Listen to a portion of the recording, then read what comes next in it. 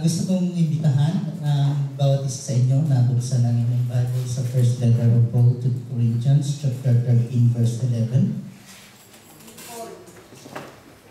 1 Corinthians, chapter 13, verse 11. Okay, kung walang Bible, pwede na makisabay sa screen. 1 Corinthians, chapter 13, verse 11. When I was a child, I spoke as a child, I understood as a child, I thought as a child, but when I became a man, I put away childish things. Let us pray. Lord, samahan niyo po ang aming pakikinig ng iyong salita, ang sa ganun po, Diyos, kami nga po ay mag-grow sa aming pagkakilala, sa aming relasyon sa iyo. Hindi lamang kami magiging bench warmer, Panginoon, kundi magpagamit kami sa iyong mabasan. Because we believe, O Lord, as your word has said, you have planted us to be in this local church, to be in your vineyard. So enable us to bear much fruit, and that these fruits will remain upon us. In this we ask you, in Jesus' name. Amen. Amen. Magandang hapon sa inyong lahat.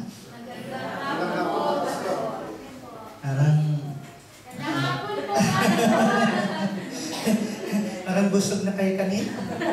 Announcement na lang tayo. Okay, so once again, na-welcome ka na ba dito? Thank you for coming. At ganun din sa grupo ni na Julius, ni na Brother Ricky, ni na Roxanne. Thank you for coming. Okay, so kagaya ng nakikita ninyo, ang ating pong isi-share, karugtong ito, hindi kami nag-usap ni Brother Romel. Ang sabi ko sa kanya, magpa-patch up lang ako sa kanya, pero meron akong ginawang back-up na topic sa PowerPoint, pero talagang iisa yung espiritu na nangungusap sa kanya at nangungusap sa akin. So, karugtong itong topic ko sa topic niya. Kasi nga, sabi nga dito sa ating binasa, noong ako'y bata daw, si Paul ang nagsalita nito, nung siya'y bata pa, siya'y nagsasalita at nakakapag-unawa siya at nag-iisip na parang bata.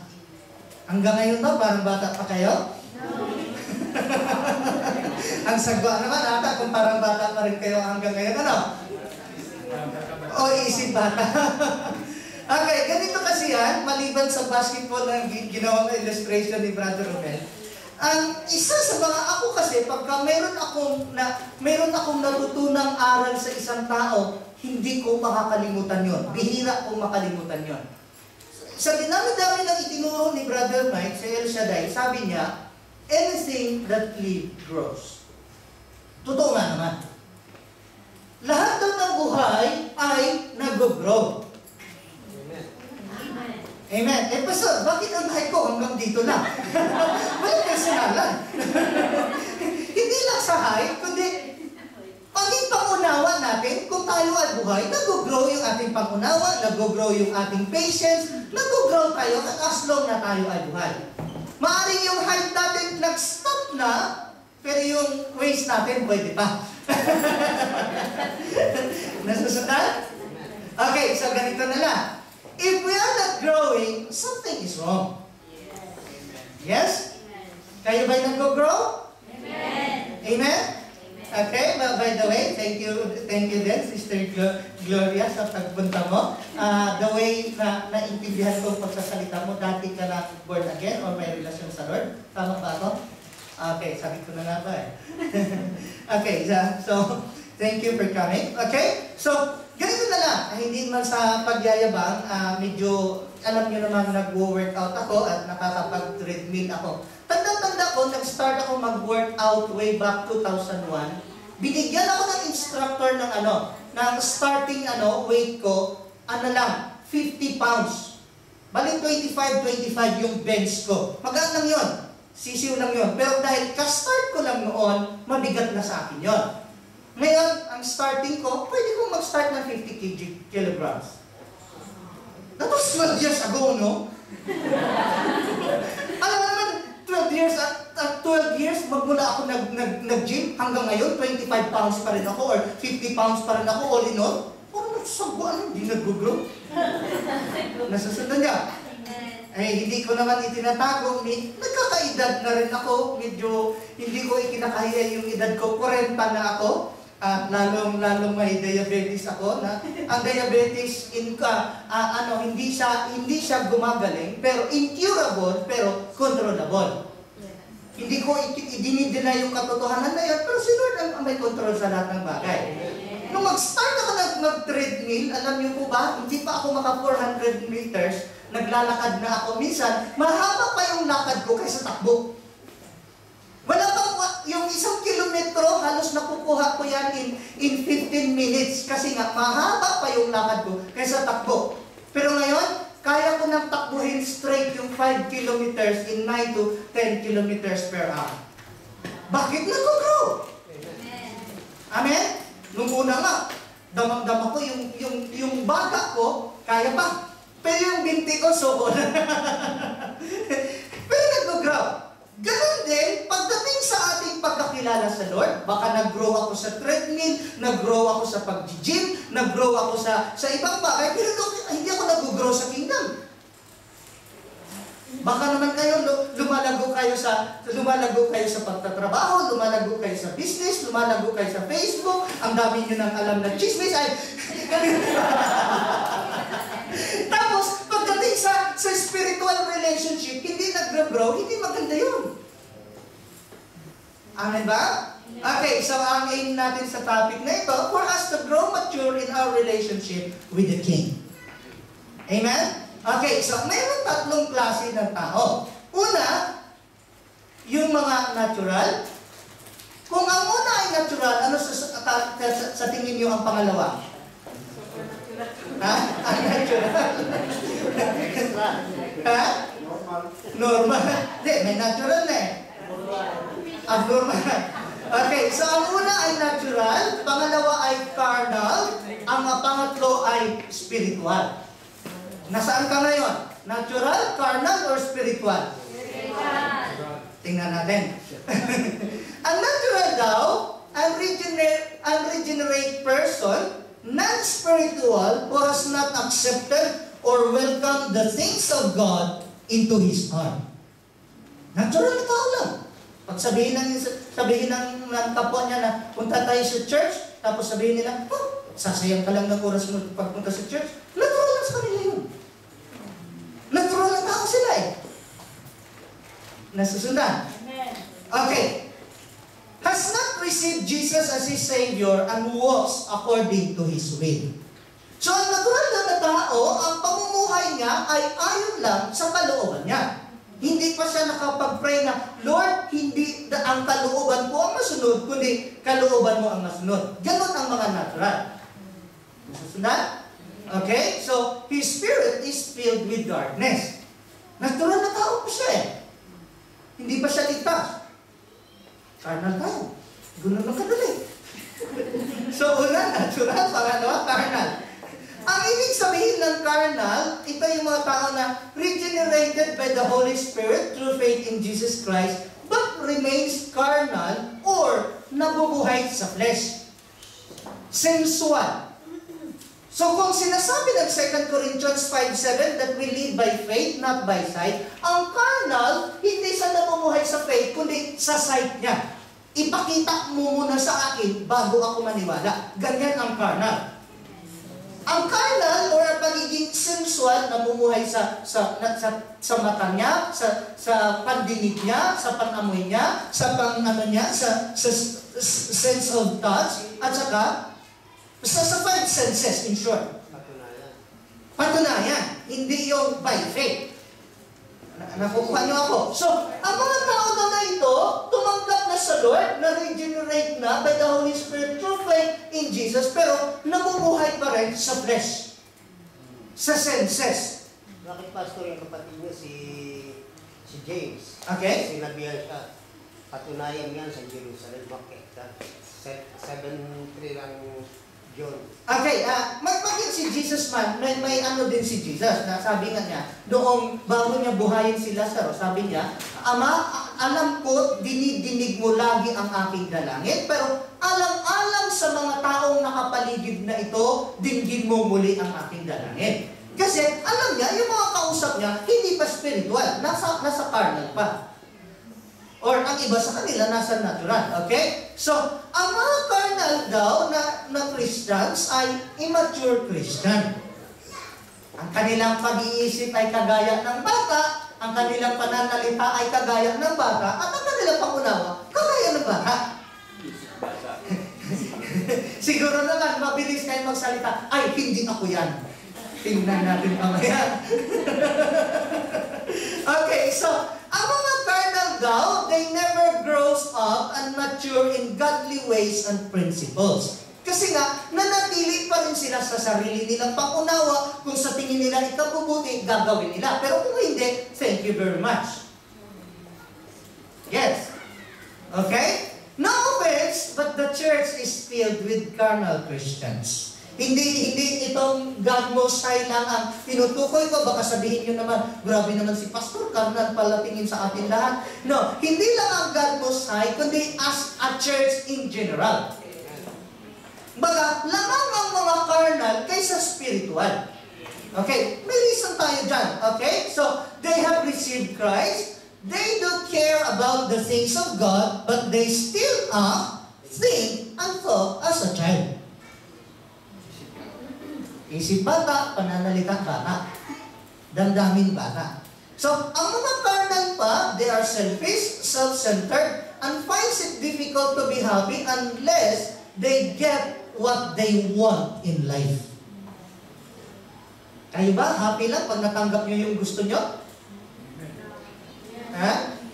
Carnal nga kayo. Kasi ganyan nga ang carnal. They find it difficult to be happy unless they get what they want in life. So kung happy ka lang, kung makamtan mo yung panalangin mo, kung makamtan mo yung gusto mo, carnal ka pa rin. Hindi ka pa rin nag-grow. Ha? So, kailangan kung alam mo na ikaw ay nasa level na ganito, dapat umangat naman yung level mo. Ito nga si Ella ngayon, talagang gustong-gusto niya magkaroon daw ng alaga na dog. Akala ko naman stuffed toy lang. Nag-yes ako. Nagpabili ng book na secrets of how to look after a dog. Sabi niya, Daddy, you have bought me a dog. Secrets of how to look after a dog daw. Dapat, meron na siyang dog. Talagang naman halos hindi na makatulog. Yung dog na lagi ang iniisip niya. Isip-isip ko lang, hindi ka nga makaligpit ng pinagbihisan mo. Magdudog ka pa. Baka eh. So, unless daw they have what they wanted in life, ang mga carnal daw, saka lang naligaya. Nasusunod. Okay, so, they were ruled by their emotions. Ang mga carnal, kasi nga nasa flesh, nasa kanilang senses, masyadong emotional. Pag hindi mo lang nabati, nagtatampo na. Kapag nataasan mo ng boses, nagtatampo na. O kapag hindi mo tinext, hindi mo minessage, ayaw nang umaten. Kasi emotional nga. Wala akong tinutukoy, ha? Okay, so, ang mga carnal pa, they were envious, jealous, and there was lot of division and strife among them. So kung ikaw daw ay hanggang ngayon inggitera pa, pinagalog ko na. So kung hanggang ngayon daw inggitera ka pa, paano ba tagalogin ng jealous? Siloso, Siloso. Hindi nga, pagbigyan na sila, siloso, sabi ng karamihan, siloso isisingit mo. So, kung inggitera ka, silosa, mayroon kang division or mahilig ka sa division, palaaway ka, carnal ka.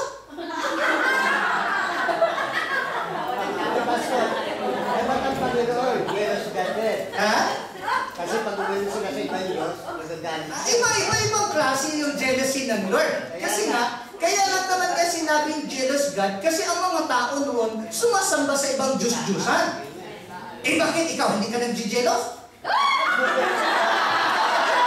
Ano kaya feeling mo? May nakaabay sa misis mo. Hindi ka nag-jealous. Ang jealousy na tinatawag dito is yun bang pagiging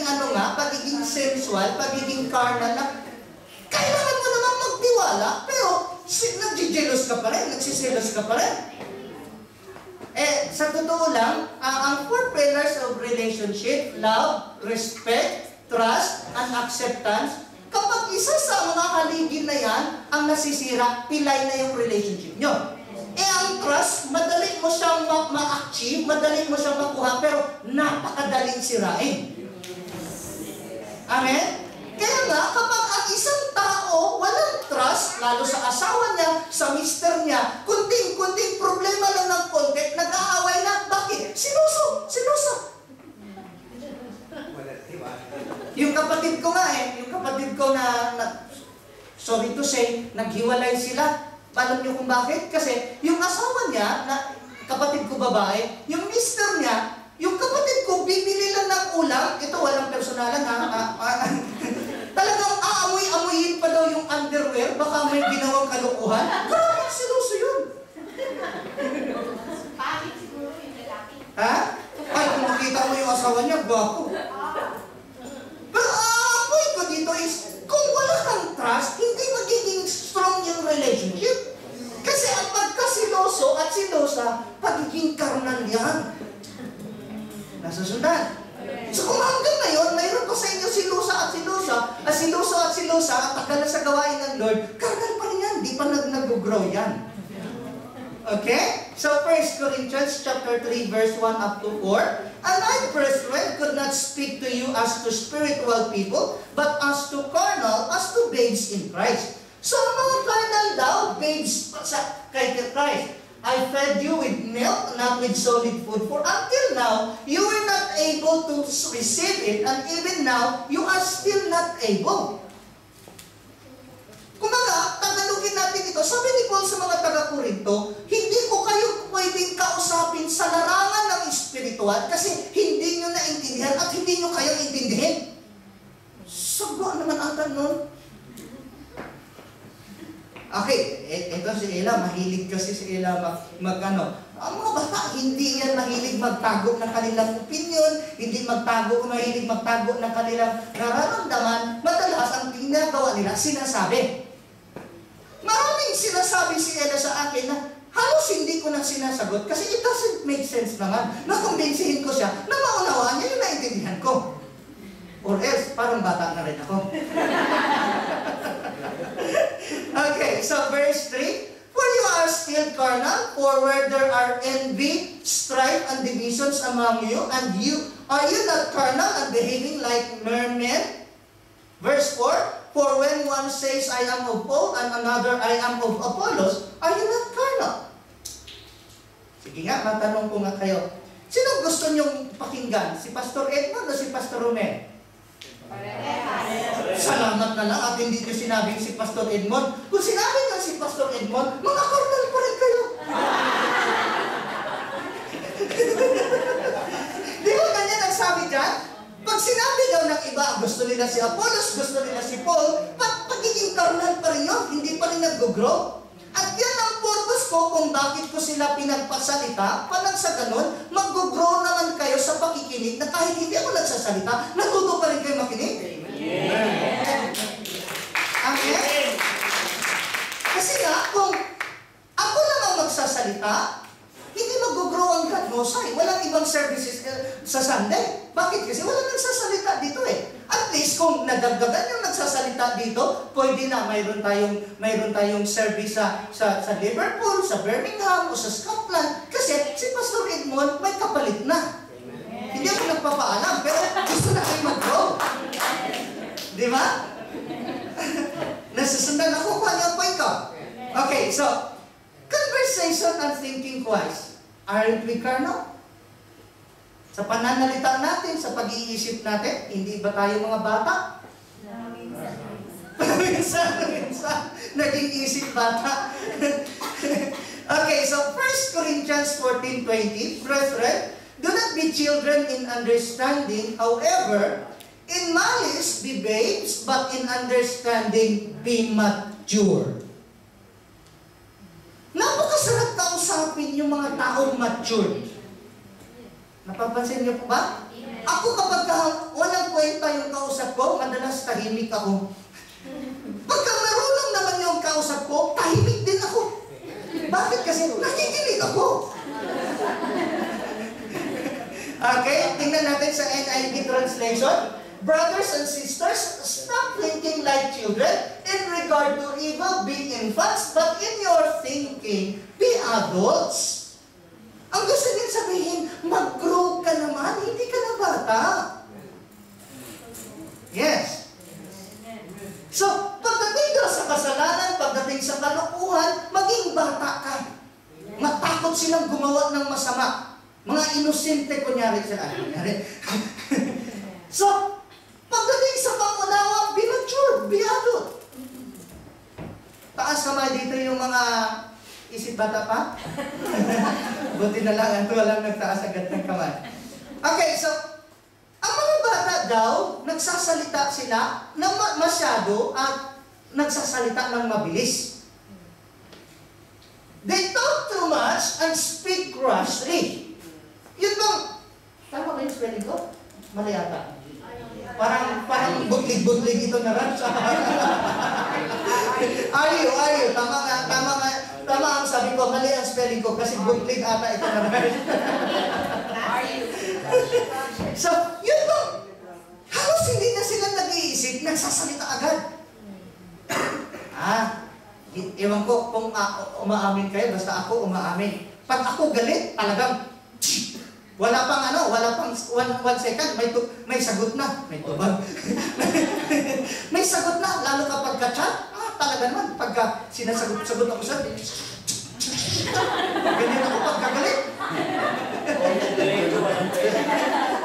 Kasi nga, natatangay ng bugso ng damdamin. So kapag tayo ay nagiging emotional, kapag tayo ay nagsasalita ng gabas-basta na lang, na hindi natin iniisip yung sinasabi natin, mag-carnal pa rin tayo. Kaya tama sinasabi ni Sister Vicky na paminsan-minsan. Siguro ang tanong na lang, gaano kadalas yung minsan? Okay, so they say things without thinking, cause a great deal of trouble, and wound others.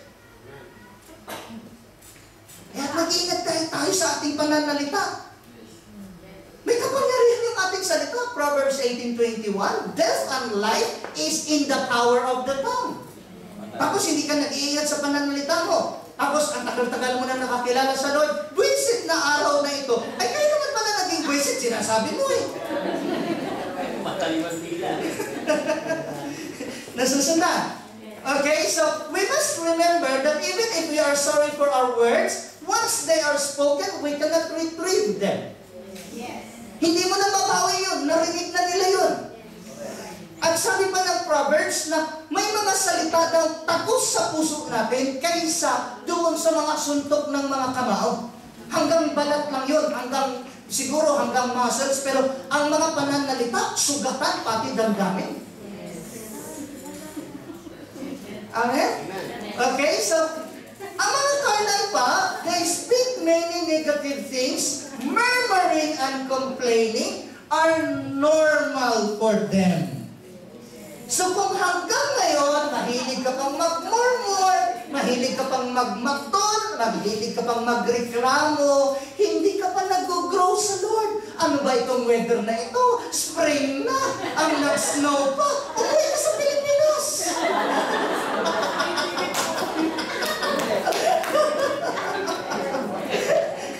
Sabi ng 1 Thessalonians 5:16 and 17, and everything give thanks to the Lord, pray without ceasing. Kagigising mo lang, nagre-reklamo ka na, imbis na magpuri ka sa Lord, hallelujah ka. Okay, so they enjoy gossiping and very opinionated and nosy. Kaya nga sabi ko sa inyo, sa God Most High, hindi uso ang chismis. Kasi ang chismis, pagiging carnal yan. Mga bata isip yan. Kaming mga magpamilya, nagbiroan kami minsan. Mayroon akong kinantsawan ba na Chinese na medyo chubby, tapos naglaro ng basketball. Hindi marunong maglaro kasi bata pa. Sabi ko lang, ng comments na akong pabiro ba, he runs like a pig, sabi ni Dad sa akin, oh, nakakahiya ka, pastor ka pa naman, nagsalita.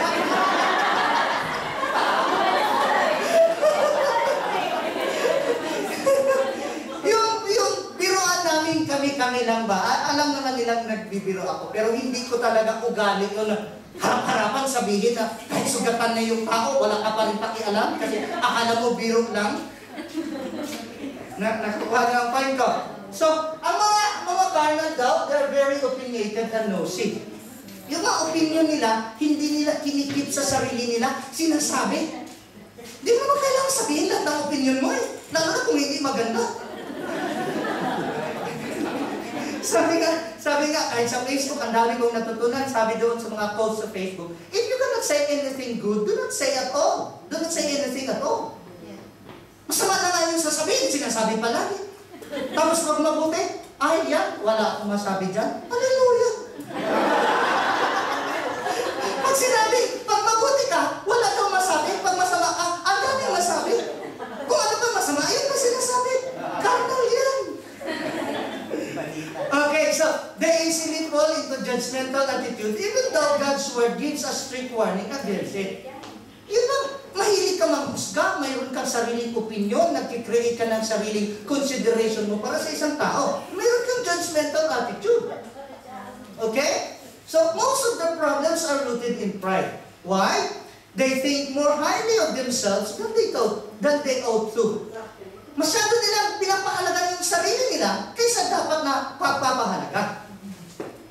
Na, sabi nga nila, yung langaw daw, pag nakabatog, sa Bisaya pala yun, pag nakadapo sa kalabaw, feeling niya, kalabaw na rin. Ba may mga taong ganon? Yes. Na, langaw lang, pag nakadapo sa kalabaw, feeling niya, kalabaw na rin siya. Malaki sa kalabaw. Masagwa yun. Mahirap na pag nakadapo sa kalabaw, feeling niya, elefante siya.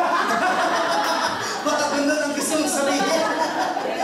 Di ba may mga taong ganon? Na, alam natin yung capacity, alam niya yung katayuan niya sa buhay, pero ang feeling nila, masyado silang mahalaga. Di ba? Kasi nga, ganyan ang mga carnal. Maliban pa doon, they don't value others as God wants them to. Di ba, ito pag pinag-aralan natin, karugtong doon sa topic ni Brother Val, sa pagiging Christ-like minded, na dapat pahalagahan natin yung sarili natin sa eksakto lang, at halagahan natin yung iba na mas mabuti kaysa sa atin. Ganyan ba tayo magpahalaga? O, manigos ko. Okay, so, they are often in competition and comparison. Pag mahilig ka daw makipagkompetensya, mahilig ka magkumpara, trabaho ng pagiging carnal yan. Hello?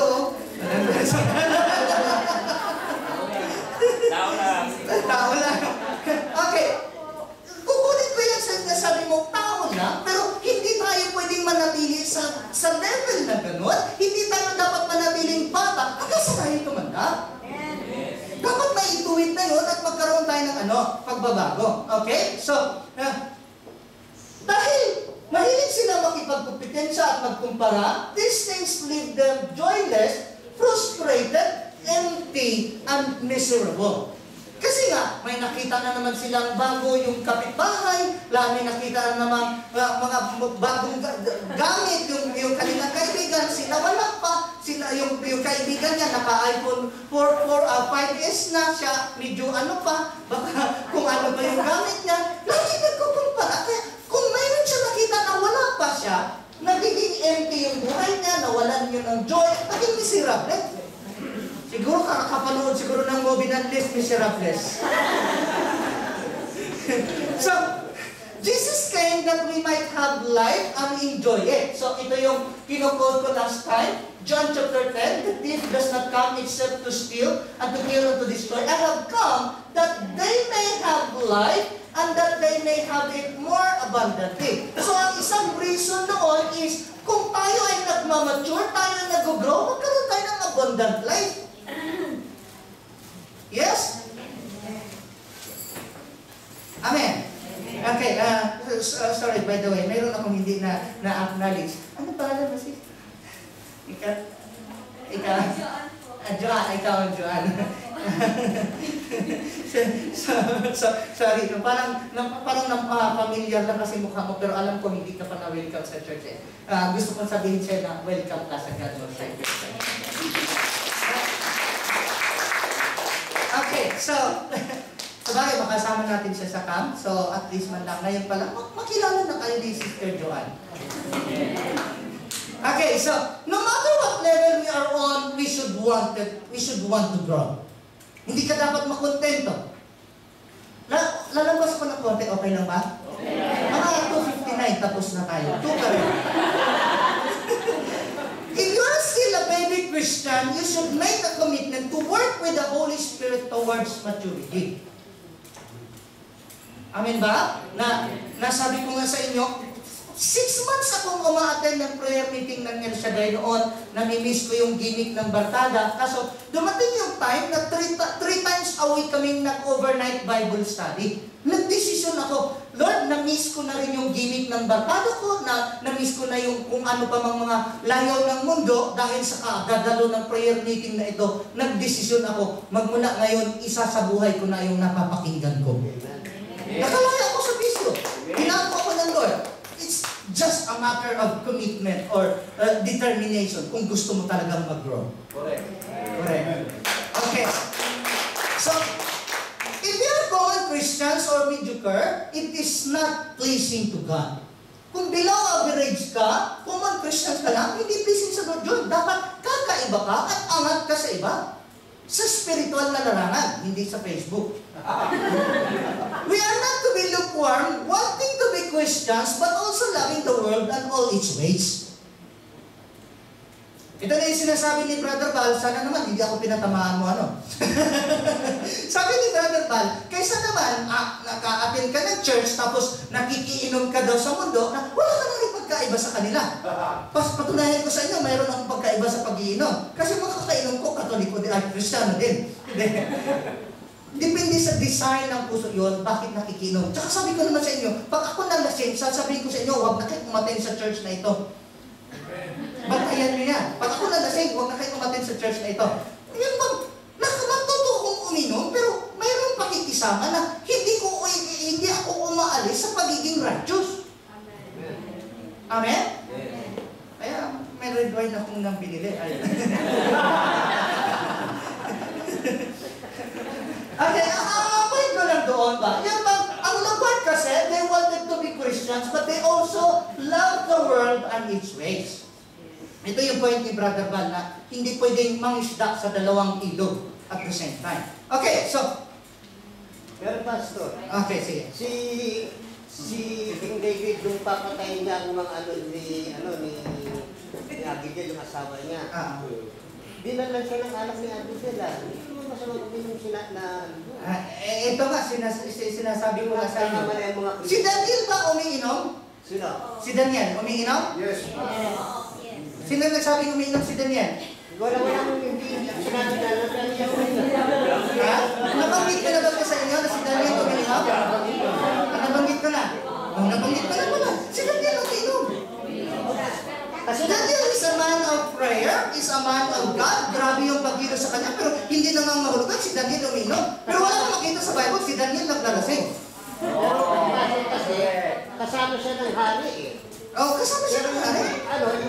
Yung binasa ko yun na pwedeng uminom eh. Lalo na sila sa 9:30 ng judge eh. Okay, although nabasa ko na ito sa inyo, basahin ko ulit. Daniel chapter 10 verse, bisahan natin sa verse 2. In those days, I, Daniel, was mourning 3 full weeks. I ate no pleasant food, no meat or wine came into my mouth, nor did I anoint myself at all, till 3 weeks were fulfilled. So sa 3 weeks daw, wala daw wine na pumasok sa bibig ni Daniel. After siya na-fast, uminom siya, hindi? Kung nakaintindi kayo ng English, maliwanag yun, umiinom siya. Si Noah, gumawa ng hindi na issue yung kay Noah. Ang issue dito is, hindi ang hindi yung ang pag-inom, kundi ang paglalasing. Okay lang na uminom ka, huwag kang maglasing. At saka, hindi habitual na paglalasing. Kesa naman, nalasing ka once a year. Lasinggo ka ba noon? Ang lasinggo, yung habitual. Mamaya-maya nalalasing. Yun ang lasinggo. Nakapunta na naman tayo sa anak. Dito na nga tayo. carnal kayo. Okay, ang mga carnal, they never have made the transition of wanting God to do things for them to wanting to do things for Him. Ang kanilang panalangin, Lord, gusto ko gawin mo ito sa akin. Hindi pa sila nakapag-pray, Lord, gusto ko gawin ko ito sa iyo. Okay, natatandaan ko noong high school ako, meron kaming PE sa basketball. Ang scoring, nagkakaiba. Kapag nakashoot ka, 2 points lang. Pagka naka-rebound ka, 3 points. Pagka naka-steal ka, 4 points. Pag naka-assist ka, 5 points. Sabi ko, dapat malaki yung points na nag-shoot. Pero hindi pala. It makes sense. Tandaan nyo, pag nakashoot ka, 2 points. Pag naka-rebound ka, 3 points. Pag naka-steal ka, 4 points. Pag nag-assist ka, 5 points. Hindi mahalaga yung ikaw mismo nakashoot, kundi nagiging part ka sa paglago ng team. Paglago ng ministry. Nasabi nga sa pinikwento ni Brother Romel, kahit tagapunas ka lang ng upuan, lalo na kung pinapre-pray mo yung upuan na magkalaman yung uupo. Makalasin yung uupo, mas malaki ang room mo sa kaharian ng Diyos. Malaki score mo. Nasusunod. Okay, so they wanted to be accepted and liked by everyone. Mga taong hindi nag-grow sa kanilang relasyon sa Lord, gusto nila lagi i-please yung tao kasi gusto nila tanggap lagi sila sa tao. At saka nagustuhan sila lagi ng tao. Hindi sa pagyayabang, nakikita niyo naman, I don't care kung magustuhan niyo ako o hindi, kung alam kong totoo yung sinasabi ko, who cares? It's up to you. Kung hindi nila nagustuhan na umiinom ang pastor, thank you very much. Church.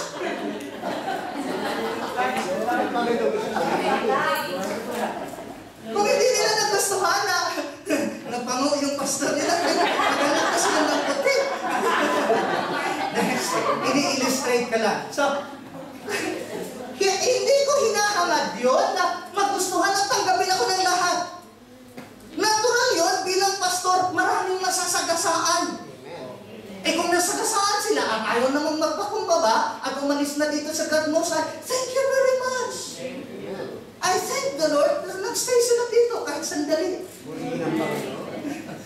Okay, so if we are addicted to ease and comfort all the time, kasi nga, ang mga parlad, they wanted to be safe and comfortable. So if we are addicted to ease and comfort all the time, we will remain babies all our lives. Hindi ka na mag-grow. Kasi mga bata, mahilig sa comfort yan eh. Yan si Ella nga, mapasa lang ng konti. Starring na naman si Ella. Mapasa lang ng konti, iiyak na. Masaktan lang ng konti, iiyak na. Biruin ng lyrics ng konti, iiyak na. Magagalit naman ako pag si Dids na biro, umiiyak.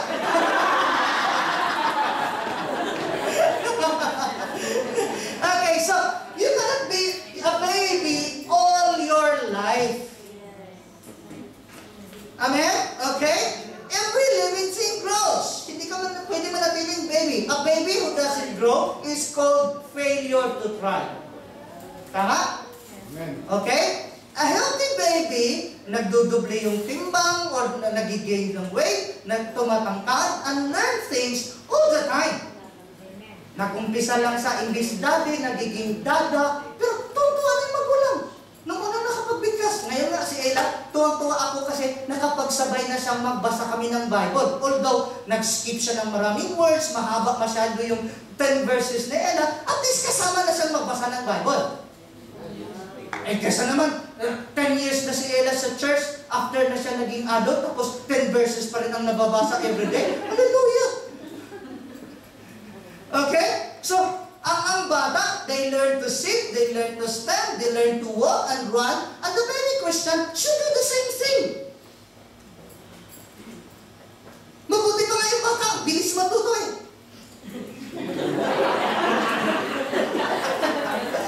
Sa totoo lang, ang bilis matuto ng mga bata. So, dahil natuto sila, nakaya na nilang gawin ang sarili nila na hindi pinagsabihan. Okay? So, in fact, difficulties and trials are designed for us to grow. Yes? Okay? Ang kaibahan daw sa life at saka classroom, sa life, you will take the test and learn the lessons. Sa classroom, you will learn the lessons and take the test. Yes? Hi. Would you like to come in?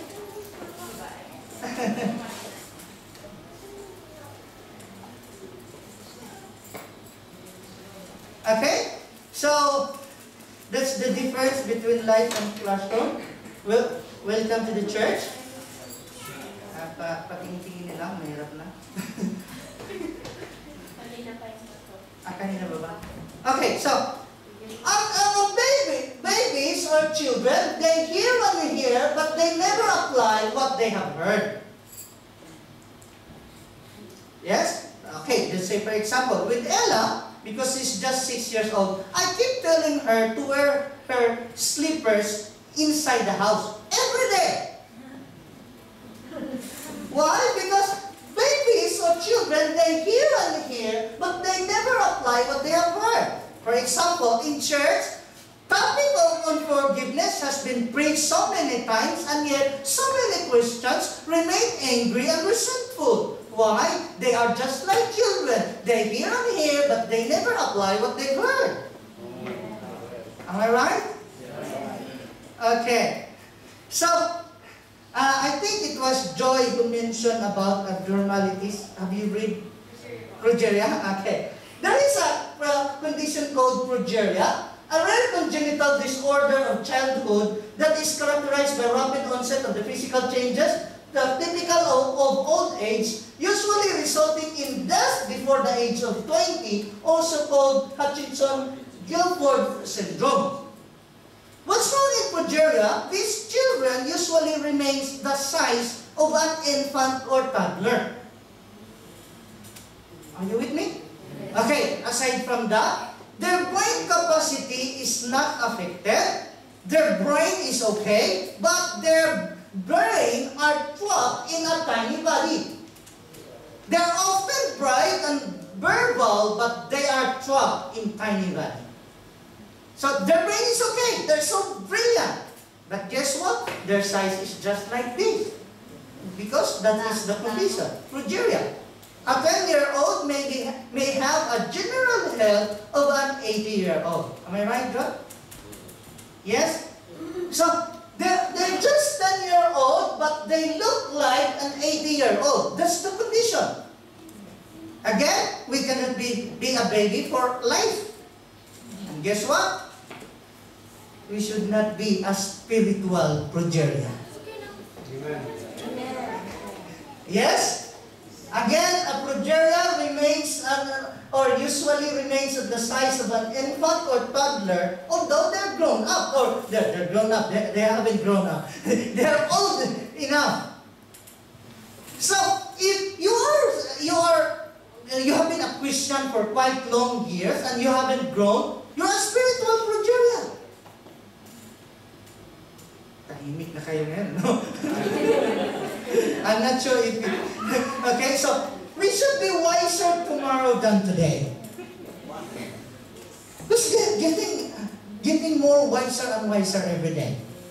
Are you getting more wiser every day?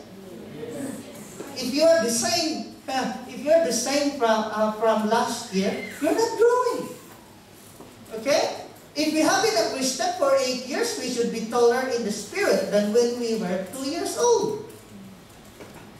Yes? God won't give us more than our maturity level proves that we can handle properly. Okay. Third, okay, first, the natural. The second is the carnal. Third is the spiritual. They are the mature Christians. Why they are spiritual? They are willing to go farther than others. Yes? Okay? They are willing to suffer if needed in order to walk in the will of God. So if it's necessary for them to suffer, for them to obey God's will, they will do it. They don't mind. They don't care after their comfort. They don't care after their convenience, because what they are after is to obey the will of God. That's spiritual matured of. Okay? Not addicted to their comfort and convenience. So even if they are away from their comfort zone, they don't care. They don't mind. Especially, I keep appreciating what's the music ministry been doing because they come here early, at most 9:30, and then they will finish here maybe 6 or 7 o'clock every Sunday, and yet they're leaving their comfort zone. I could not bless them personally, but it is my prayer that the Lord will bless their efforts. Amen. Okay, so in the parables of the sower, they bear 30, 60, or 60 folds. Why? They did not allow Satan to snatch God's word. That's on the stony stone, on our wayside. And then the stony stone, they are not destructed. They became mature because they are undestructed, they are unoffended, and very focused. That's why in Hebrews chapter 12, verse 2, fix your eyes onto Jesus. So don't get distracted. Okay? They did not allow persecution steal their joy and shake their faith. So you've been persecuted. Rejoice in the Lord because great is your rewards in heaven. You should be praising God more when you are persecuted. You're on the same side. Okay? They endure tribulation. They don't give up. They endure. They did not allow cares of this world, the deceitfulness of riches, and the desires for other things choke the word. Why? Because they mature. And now they accept the word and bear fruit 30, 60, and 100 folds. It depends on how mature they are. Yes. Okay? I'm almost finished. They do not settle for little. Are you with me? Just like Pastor Romel is preaching. They do not settle for little. They learn to be content with what they have, but they press forward to what is ahead. There's a lot more. Ephesians chapter 3 verse 20, God can do exceedingly abundantly beyond what we could ask and beyond what we could think. So if God has prepared exceedingly and abundantly what we could ask, we should go for it. We should not settle for little. Yes? They are slow to speak, slow to wrath, and quick to hear. Slow to speak, slow to wrath, and quick to hear. That's why we have 2 ears. 1 mouth. James chapter 1, verse 19 and 20. And again, the mature or the spiritual people, they always think the consequences of their actions. Unlike teenagers, they don't think, or the children, they don't think the consequences of their actions. As long as they wanted to do it, they wanted to do it. They don't care. Are you like that? Hope not. Example, young drivers who are warm-blooded.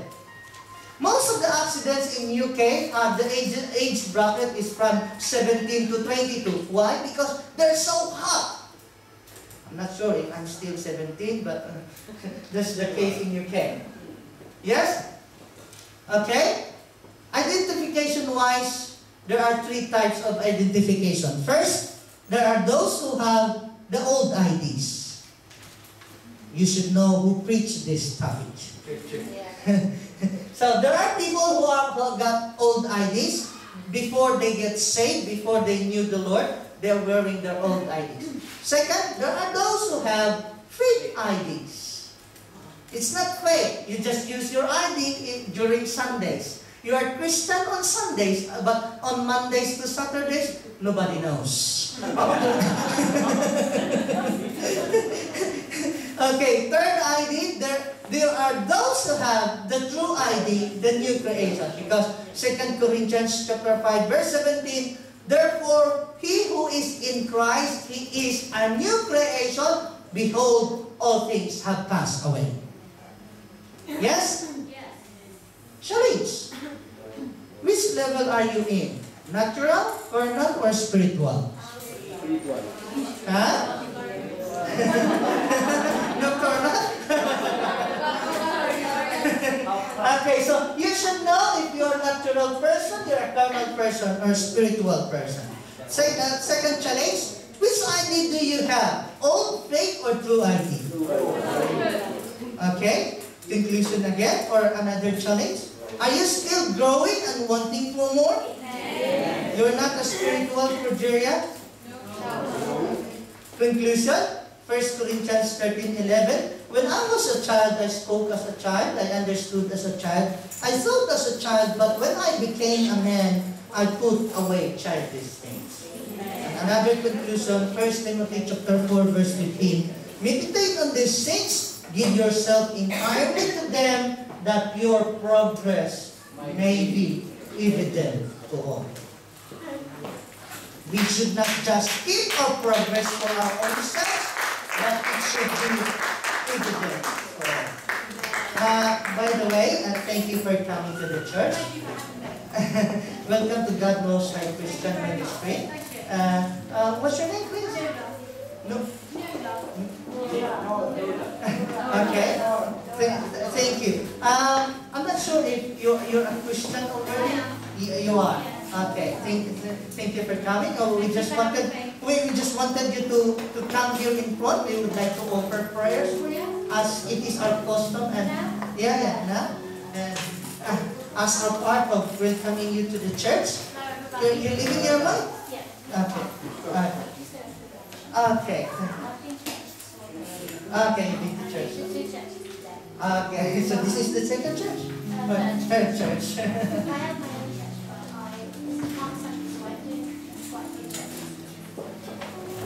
Okay.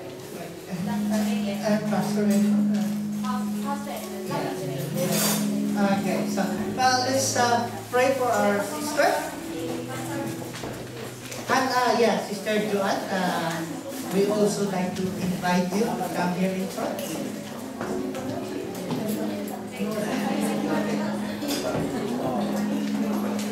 Okay, let's pray for them. Lord, we thank you for the life of Luna and Sister Joanne. We pray, O Lord, that you unite with them in their prayers, whatever their hearts desire, that it be granted unto them, O God. And we also pray for the salvation, not just for themselves, but for the whole household. And we claim it, O God, that you would bless them and they will become a blessing to the people around them. In Jesus' name. Amen. Amen.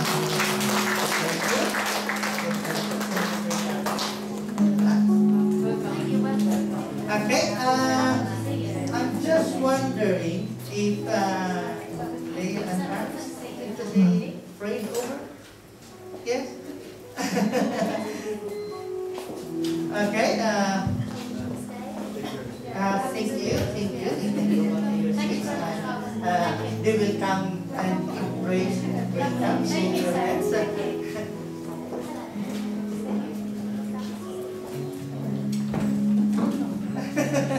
Okay, so i-pray natin sila as they celebrate their first wedding anniversary. Okay, Lord God, salamat po sa buhay ni Sister Leah, lalo na makasama namin sila sa music ministry, ganun din kay Brother Aris. We pray, O Lord, na pagkapikisin sila ng iyong pagmamahal, because we have our limitations, but you are the God without limitation. So we pray that your love will bind them, O God, till death do them harm, O Lord. So we pray, Lord, na ikaw po ang siyang magpala. You would bless their efforts, their livelihood, their source of living, O God. Bless also their families. And we claim, Lord, that they will become a blessing to the people around them. Bless their employments, their employers. In Jesus' name. Amen.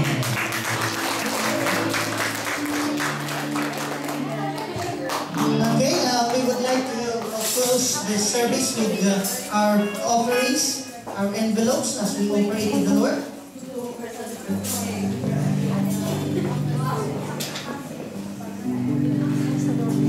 Okay, let's pray.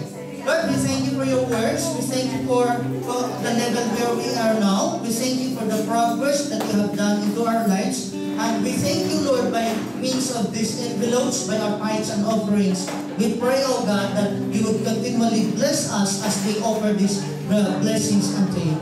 And we also pray, O God, that you will be the one to add our numbers, not just on Sundays, but daily. And we pray, O Lord, for the this coming Friday, although the weather forecast is not good, we believe in you, O God. We believe in your word that there's nothing impossible. We pray for a favorable weather, a warm weather, so that we can enjoy our stay and come in Cornwall. And we thank you, Lord, for everything you've done into our lives.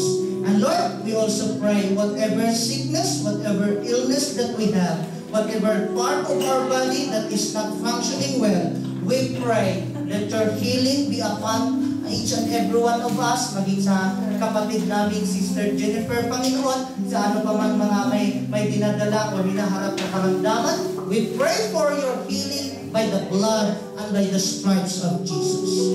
And we claim it, Lord, we declare healing and deliverance to flow upon us right now.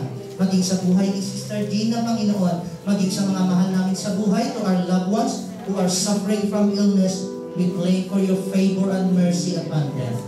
In Jesus' name. Amen. Amen. Amen.